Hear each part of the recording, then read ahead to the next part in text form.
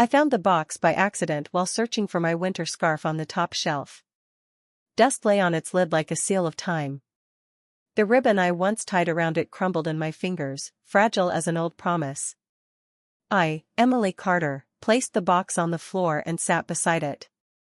The room trembled with memories, the floor creaked, the window rattled with the wind, and suddenly the past rushed into this moment.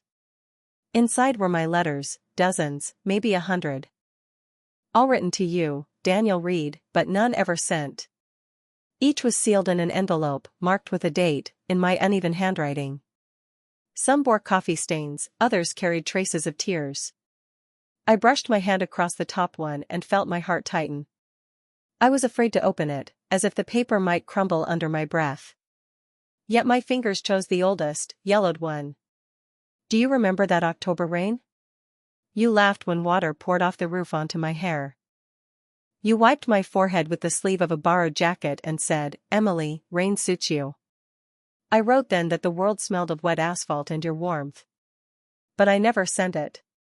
I was afraid those words would betray me too soon. I spread the letters across the floor like cards, and time split open. The room filled with the scent of the past, the shuffle of shadows echoed in the hall. The handwriting shifted, sometimes sharp, sometimes trembling, sometimes stubborn. Each version was me, Emily, in all my states. At the bottom of the box lay a notebook with your address, Daniel. And I knew, today I must either burn the past or finally deliver it to you. I opened the first envelope as if touching a wound that had never healed. The paper was coarse, corners yellowed, ink blurred from moisture. The date read only October 12th, with no year. Back then I, Emily Carter, thought our days would last forever. Hello, Daniel, I wrote, my sleeves are wet, but my palms are still warm. Maybe that's how your name sounds inside my pulse. I was 23. New York was a labyrinth that frightened me, towers pressed on my shoulders, elevators smelled of strangers' lives, nights were filled with unknown streets. Then you appeared, Daniel Reed, like a light by the door that turns on the moment someone steps closer. You showed me the way to the subway and said, "The yellow line always takes you home." I admitted I was afraid of the underground. You didn't laugh. You simply said, "Breathe with me." We rode together, silently counting stops like waves. That silence felt safer than any words. In the letter, I described details, how you tugged at your sleeve when nervous, how your smile seemed unsure of itself, how your gaze unfolded space like a map, marking places where life could exist. I wrote that with you, I needed to prove nothing. That silence with you sounded louder than any conversations with others. Reading it now, I saw myself, young Emily, terrified of losing what she didn't even yet possess. At the end there was no signature. Just 3 dots. I realized it was my first attempt to leave a bridge toward you, Daniel. I hadn't dared write yours, Emily, but already, you were mine. The next letter carried the scent of our little Manhattan kitchen. I, Emily Carter, had written about cooking tomato soup with basil, about how you, Daniel Reed, argued whether sugar belonged in the sauce. We ate from one bowl, sitting on the floor because we had no chairs yet, laughing when the sauce splattered on a newspaper you'd placed beneath the pot to protect the table from red memories. I wrote how the old lamp flickered whenever you touched the switch. You joked, even light gets nervous around you, and I answered that light only needed time to learn our rhythm. I confessed that I feared loud voices and fast decisions, but with you silence stretched wide, like a safe shoreline. I called you my quiet shore and shivered at my own honesty, but my hand kept writing, leading me beyond my fear. Once, you brought home a sprig of ficus, saying, "Tree search for windows too, Emily." We planted it in a cracked cup, and I described how the first new leaf unfolded like a green postage stamp of our tiny future. I wrote about our nighttime talks, about how the word we scared and thrilled me at once, about how our blankets smelled of detergent and the subway rumbled like the ocean beneath us. At the end, I wrote, "I'm afraid to love you this simply, Daniel." Then quickly added, "But perhaps simplicity is the hardest lesson to endure." I sealed the envelope and pressed the date on it. Reading it now, I felt the same calm return, a warmth settling gently on my shoulders, reminding me that some feelings never vanish. Even with the window ajar and the city barging in uninvited, that warmth still lived in me. The letter with the dark ribbon I wrote deep at night, when you, Daniel Reed, had been silent for 3 days. We hadn't fought, we were just drifting, like continents pulling apart. The air grew cold. The key in the lock turned more softly. Even your footsteps seemed to tiptoe over the wooden floorboards. You had received a job offer in another city. We spoke of it as if it were weather, possible relocations, no chance of rain. In the letter, I confessed my fear of train stations, their departure boards shouting truth in bold letters. I wrote that your suitcases still stood empty, yet the air had already packed our belongings into invisible bags. The shelves seemed to shift, making space for absence. I begged you to say just one word, stay or go. Any word to make us real, to fix my compass. I described how I pressed my palm against the wall, where laughter from last summer still lingered. Now only dust fell from it, like days dropping from a torn calendar. I wrote how I clung to your scarf, smelling of mint and rain, and how I dreaded waking in an empty bed. I admitted I feared our simplicity had hardened into habit, and habit into silence, sharp as paper. I remembered our sun lamp flickering under your touch and wondered if even light had doubts. I didn't send this letter, Daniel. I tucked it into the box beside concert tickets from our first show, hoping music might lend the words courage. But in the morning, a suitcase clattered shut, and you smiled too carefully, whispering, "It's early." I stood in the kitchen with a glass of water and swallowed both words, stay and go, as if they were scalding tea I had no strength to sip. I, Emily Carter, sat among the spread-out envelopes like albums of my life, each page scented with you, Daniel Reed. My phone blinked with messages, but I silenced it. Only paper could speak today. I searched the letters for hidden signs, bus numbers, street names, strangers' names, hoping they could form a map back to you. At the bottom of the box, I found a postal label with your old address crossed out and a new one scribbled beneath, in someone else's handwriting. Someone else had known where you'd gone. I pressed the label onto one envelope, then another, imagining them traveling down a conveyor belt toward your door. In my head, I composed a cover note, "Hello, Daniel. Here is everything I was too afraid to say on time. Forgive me for being late. Forgive me for being honest." But another voice asked, "Who am I in your calendar now? Do I have the right to knock with an archive of feelings?" I stood by the window. Rain combed the courtyard, cars splashed through puddles. I imagined placing the envelopes at the post office counter, the stamp slamming down, strangers carrying our days across states. Then I saw another scene, a metal bowl on the balcony, flames rising even in drizzle. Decisions always smelled of either ash or stamps. I returned to the table, took a fresh sheet, and wrote, "Today, Daniel, I will send one living letter. One from now." The old envelope seemed to sigh with relief, as if someone had opened a window in their locked room. I set my alarm for the morning, slid the envelopes into my bag. At that moment, a neighbor knocked, asking for salt. She said my name, Emily, and between her words I swore I heard your surname. I didn't ask why. I just knew, the time had come. The night passed without sleep. I, Emily Carter, rose again and again, pulling letters from the box, laying them across the floor like tarot cards, then shuffling them back. Each page echoed with my younger voice, and between the lines I felt your shadow, Daniel Reed, flickering like lamplight. At dawn, I splashed cold water on my face, took one envelope, and tucked it into my coat pocket, the one where I'd written about our tomato soup and the ficus growing in a cracked cup. Begin with calm, I told myself. The envelope felt heavy, as if it contained the key to a door I'd long feared to open. The courtyard glistened with rain, steam rose from manholes, and shop windows blinked awake. A bakery on the corner smelled of cinnamon, and the scent carried me back to mornings with you.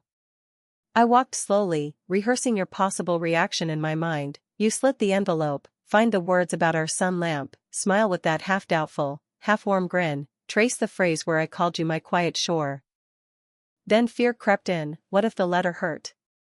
What if your new life couldn't bear our old soup, our chipped cup, our shared simplicity?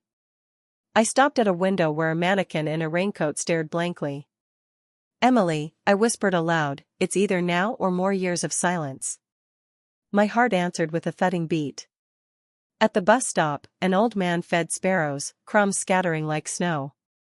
I thought, courage is built from crumbs too, step by step until you find yourself at the post office door. I touched the handle, the metal was warm, as if the city itself urged me on. Inside, I saw the line move forward, and something within me moved forward too. The post office opened at 8, but I, Emily Carter, arrived early, sitting on the bench across the street, clutching the envelope addressed to Daniel Reed in my pocket. People hurried by with umbrellas, children tugged at parents, everything looked so ordinary while I felt split in two. Beside me, an elderly woman sold willow branches, their scent reminding me of spring holidays. Maybe this letter will be a kind of holiday too, when Daniel opens it, I thought. At 8, I stood and entered.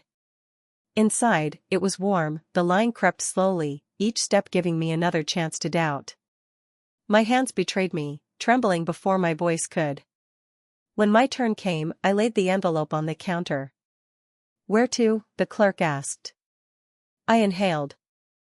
The address lived in my memory like a prayer, but my tongue stuck. A stamp for a regular letter, please, I said instead. She slid me a strip with mountains printed on it. I paid, stepped aside, and the doors pushed me back into the wet air. Outside, I pressed the stamp onto the envelope, forcing something to happen at least. A bitter smile touched my lips. Emily had taken half a step again. But half a step is still a step, I told myself. I slipped the envelope back into my coat and walked the cobblestones slowly, listening to my breath. At the corner, I glanced back at the post office and imagined myself returning, reciting the address aloud with confidence. But my feet carried me elsewhere, toward the cafe where we once sat beneath the lamp. I ordered black coffee and placed the envelope on the table like a question. Then I opened my notebook and wrote, Daniel, I am here. And this time I will reach the counter. The words lay steady, as if the city had agreed to guide me to the right door. I, Emily Carter, did not mail the letter that day. I stood at the counter, lips unable to form your address, Daniel Reed. Instead, I bought a mountain stamp, fixed it to the envelope, and left. It was a half measure, and it stung worse than failure. Outside, New York pressed in with its noise, taxis blaring, rain pooling in gutters, street vendors shouting. I walked slowly, ending up before our old cafe. Inside, nothing had changed, the narrow tables, the jars of sugar clumped with damp, the barista moving with the same rhythm. I ordered coffee and sat under the lamp that once flickered nervously above us. Now it burned steady, as if it too had outgrown its hesitation. The envelope lay on the table, I spun it in circles. I remembered you, Daniel, calling my favorite pastry warm snow. The memory softened my chest, though the ache remained. I pulled out a pen and wrote one word on the back, home. You had once told me the yellow subway line always brought you home. I wanted this letter to find its way too. Yet when I left, I didn't drop it in the mailbox. I tucked it back into my coat. For the first time, it occurred to me that maybe these old letters weren't meant for postage. Maybe they were signposts for me, not for you. Guides pointing me toward the truth that if I wanted to write to you, Daniel, for real, I needed a clean page. No sauce stains, no cracked cups, no faded tears. Only the present. That night I decided, I would write you a new letter. At home, I spread the envelopes across my bed like soldiers in formation. None of them spoke for me anymore.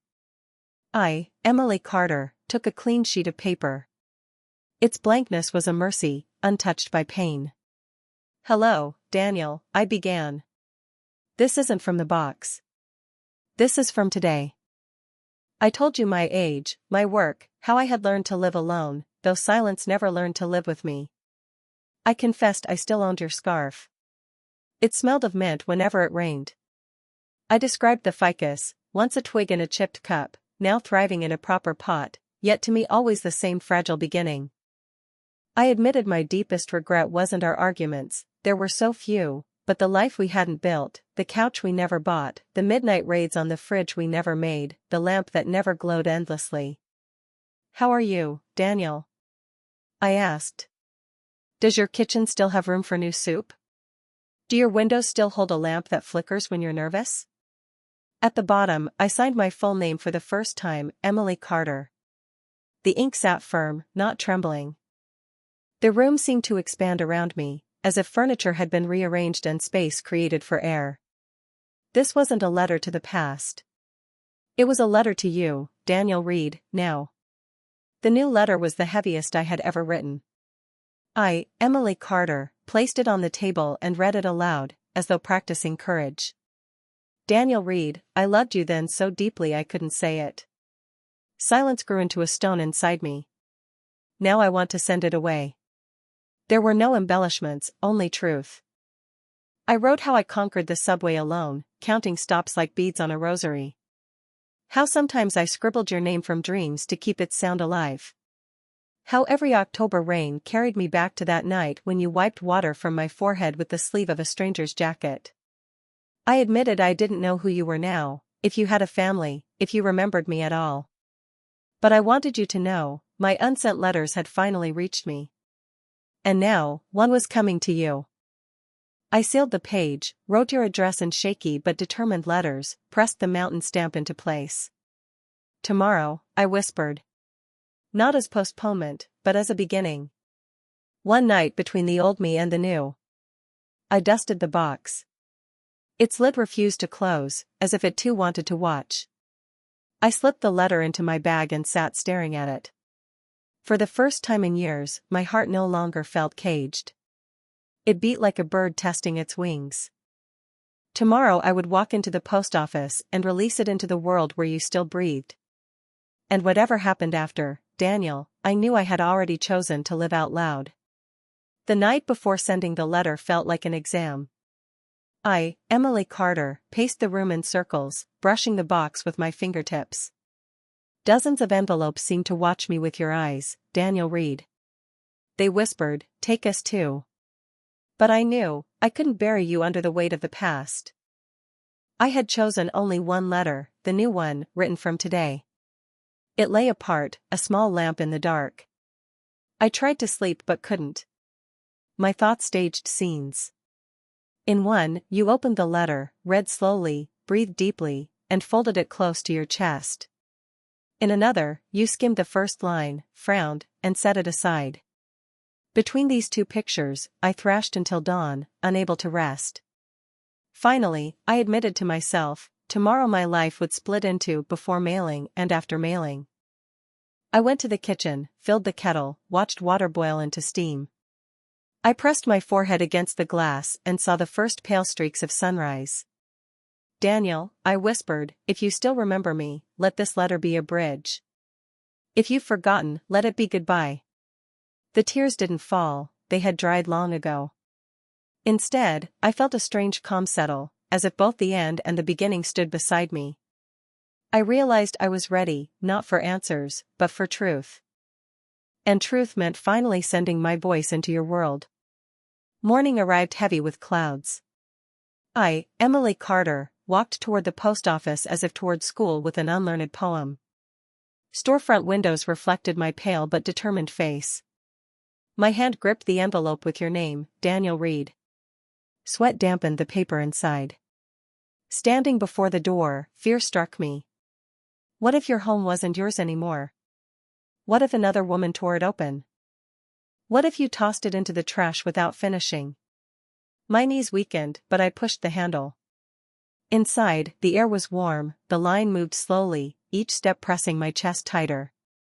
When my turn came, I placed the envelope on the counter. "Where to?" the clerk asked. My breath caught. The address burned in my memory like a prayer, but my tongue was stone. "A regular stamp, please," I said instead. She handed me one with mountains. I paid, watched her press the stamp down. At that instant, something inside me cracked. Not painfully, lightly, like ice releasing a river. When I stepped back onto the street, the world felt different. The air sharper, the sky higher. I whispered, "It's done." The letter was no longer mine. It was on its way to you, Daniel Reed. Leaving the post office, I, Emily Carter, felt as though gravity had shifted. The New York sky brightened, the asphalt glistened as if freshly washed. I bought coffee and sat on a bench. Around me, commuters rushed, children laughed, taxis honked. Yet everything seemed distant, muffled by the roar inside my chest. Two thoughts spun in my mind. First, Daniel Reed will hold this letter. Second, what if it never arrives? I pictured you slicing the envelope open, your brow furrowed, your eyes scanning my words. Hope and dread fought for space. The coffee cooled in my hands. I couldn't taste it. My focus stayed locked on that single idea. My voice was traveling, carried by hands I'd never meet, machines I'd never see. Perhaps already, at this moment, it was closer to you than to me. And though my fear lingered, I felt an unfamiliar relief. For years my silence had been a locked box. Today, I had pried it open. Whether or not you replied, Daniel, I had spoken. It was strange, sitting in that in-between place, no longer silent, not yet answered. A liminal pause between loss and possibility. I looked at the skyline and thought, even if this letter gets lost, it has already done its work. It freed me. A week passed. I, Emily Carter, checked my mailbox daily, half expecting your name to appear like magic. Time dragged thick as honey. Days blurred, work, subway rides, the smell of roasted peanuts from carts on corners. Outwardly nothing changed, but inside, everything vibrated with waiting. Each evening, I returned to the box and unfolded old letters. They were mirrors of the girl I used to be, naive, hopeful, terrified. Some pages carried trembling handwriting, others sharp strokes of anger, others blurred stains of tears. Together, they formed a diary I had never shared. Doubt crept in. Maybe I had made a mistake. Maybe I should have burned them all, scattered the ashes, built a clean slate. Yet whenever I thought this, I remembered the signature at the bottom of the new letter, Emily Carter. Not initials, not hesitation. Full, steady, alive. That signature anchored me. It reminded me that silence no longer ruled me. I had claimed my own voice. I stopped fearing the silence. It was still there, a shadow in the corner of every room. But it no longer suffocated me.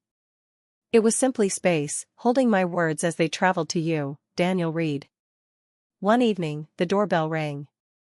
My heart jolted. I opened it to find a courier holding a package. The label bore your name, Daniel Reed, as the sender. My knees buckled.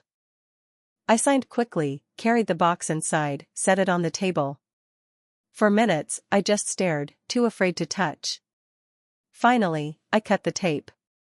Inside lay a slim folder, bound with a blue ribbon I recognized instantly. My fingers trembled as I pulled it free. On the top page was your handwriting. They were your letters.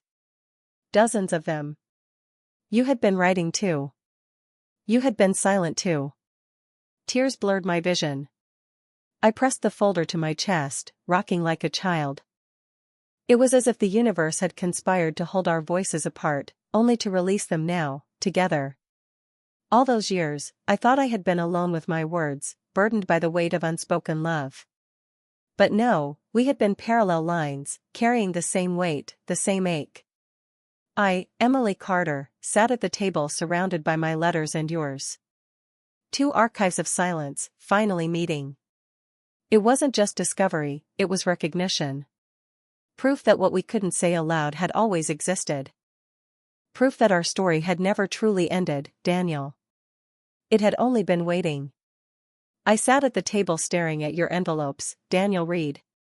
They were arranged too neatly, bound by the familiar blue ribbon that had somehow resisted time. I, Emily Carter, untied it carefully and opened the first. I don't know how to speak correctly, so I write, because it's the only way I can keep from losing my mind, you began. Your handwriting leaned forward, urgent, as though the words themselves were racing to escape. You described our first rain. How water poured from the roof onto my hair, how I shivered, how you wiped my forehead with a borrowed sleeve and tried to laugh it off. Emily, you looked like you belonged to the storm, you wrote. You admitted you feared frightening me with honesty. As I read, my breath caught. That same night, I had written you nearly identical lines, about wet asphalt, about the warmth of your sleeve, about how fear and joy braided together in my chest. I pressed your letter against my face. Tears slid down, smearing the ink until our words blurred into one dark river. For years I had carried the weight of silence alone, but now I realized, you had carried it too. The room filled with the smell of dust and ink. Yet beneath it, I swore I could sense rain, our rain, alive again between us. It struck me with both pain and comfort, we had been two voices speaking into the same void. And though we hadn't heard each other then, we were finally hearing each other now. The second letter pierced deeper. You had written it during the 3 days of silence, those same 3 days I captured in my own ribboned letter. I walked circles around the room, you confessed, listening to walls that still hold Emily's laughter. But now they stay quiet. I don't know if I should leave or stay. Say just one word. Reading your words, the ground vanished beneath me. You had begged for a single syllable while I was begging too, in my own letter sealed inside the box. We had mirrored each other's silence, both waiting, both afraid. It was as if we had built a wall from opposite sides, brick by brick, astonished when darkness grew between us. I pressed the paper to my chest. For the first time, silence didn't feel like loneliness, it felt like recognition. My tears came hot, not only from sorrow but from release. I wasn't imagining the weight. I wasn't the only one who had suffered. For years I thought my silence was a crime I committed alone. Now I knew it was shared. That truth hurt, but it also healed. I, Emily Carter, sat trembling, holding proof that you, Daniel Reed, had been with me all along, in absence, in longing, in the unanswered pleas we both tucked away. I opened envelope after envelope, and each was an echo of my heart.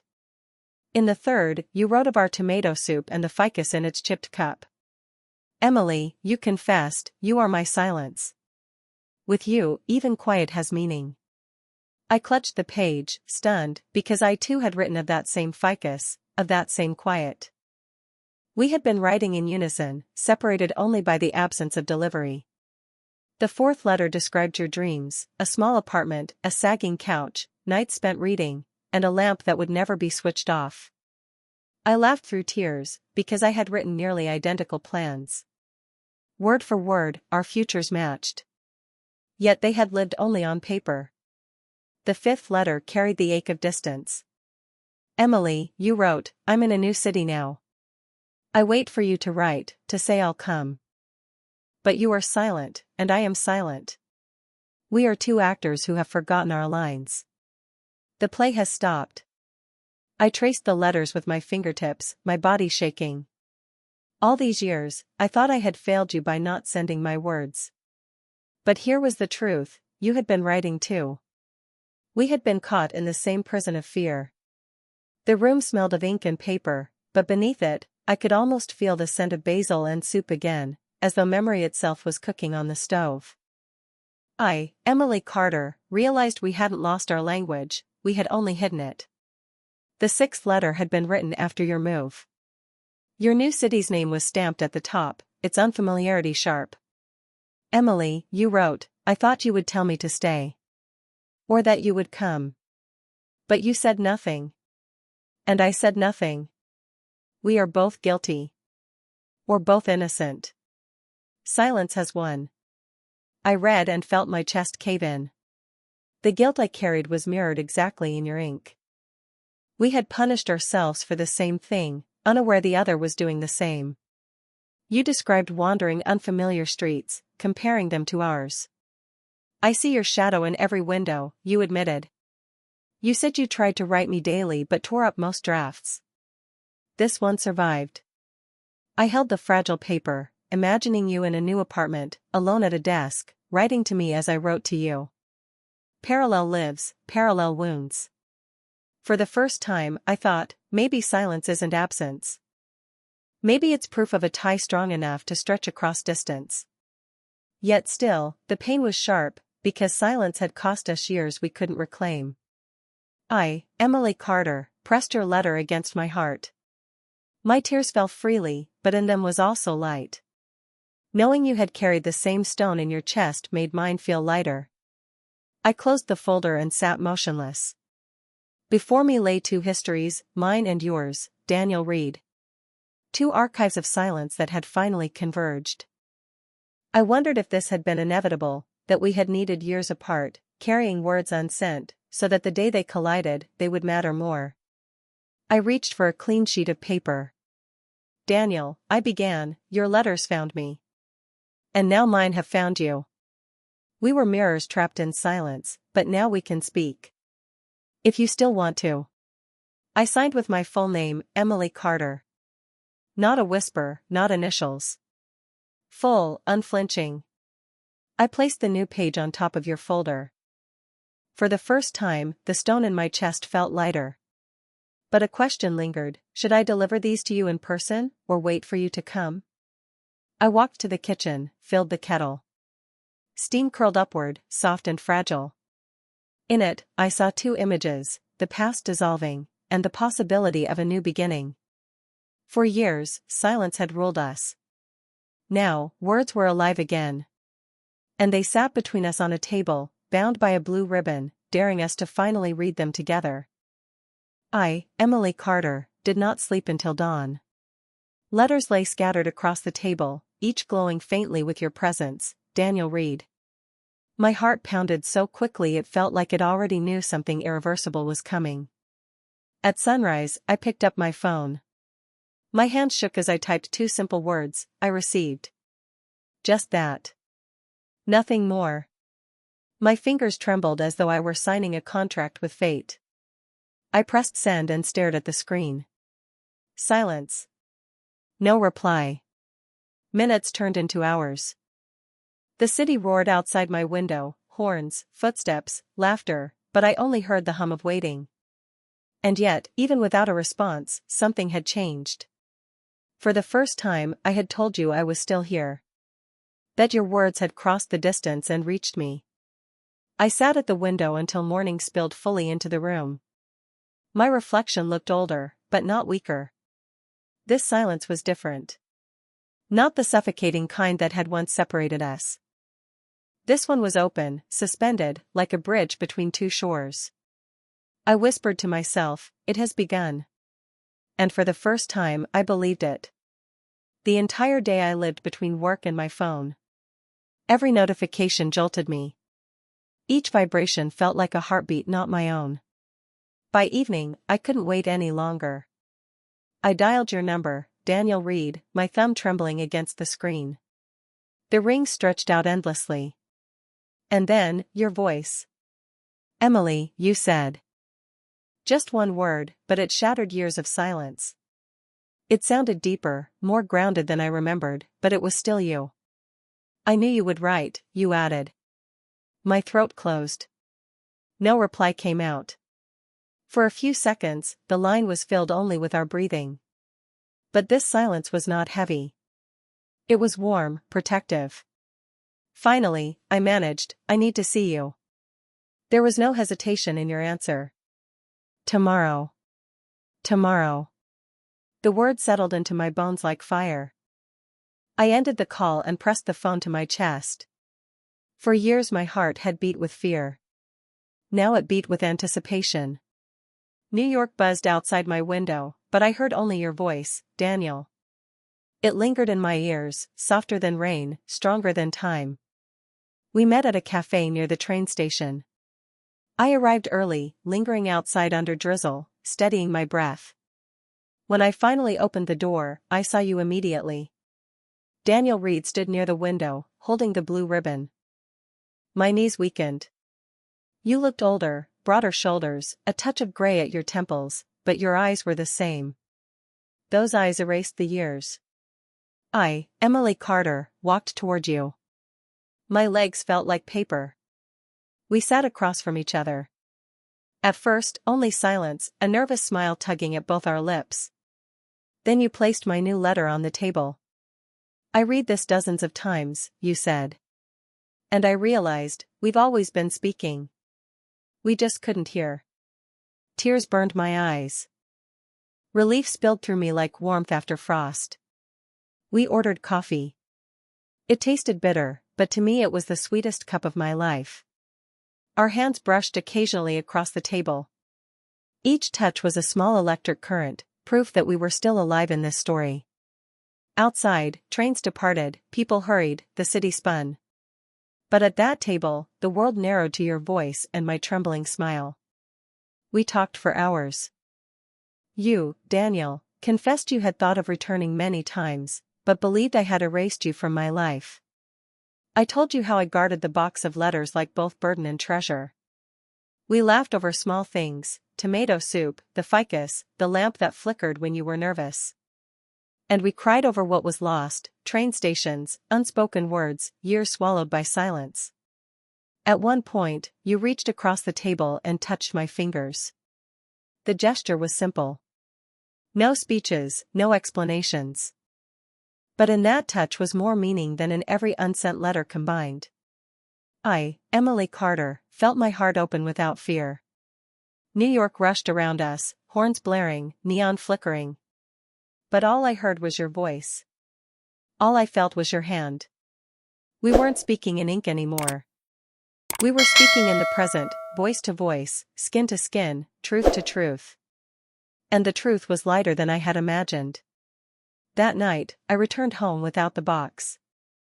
It remained with you, Daniel Reed, along with your folder of letters. We agreed, the past would no longer hide in drawers. It would live in daylight. I lay down in bed and, for the first time in years, felt peace instead of weight. I thought back to my very first letter, the one about the October rain. I had never dared send it. And yet, I realized it had finally arrived. Not by post, but through years of silence, through parallel pages, through a blue ribbon that tied us together again. I closed my eyes and whispered, "Thank you." Because unsent words still find their way. They only wait for courage. And now, I knew, we didn't just have a past preserved in paper. We had a present. One we could write together. This time not with ink, but with steps, voices, touches, smiles. I fell asleep with the certainty that no box, no silence, no distance could trap me anymore. My heart was free. And it had chosen its path toward you.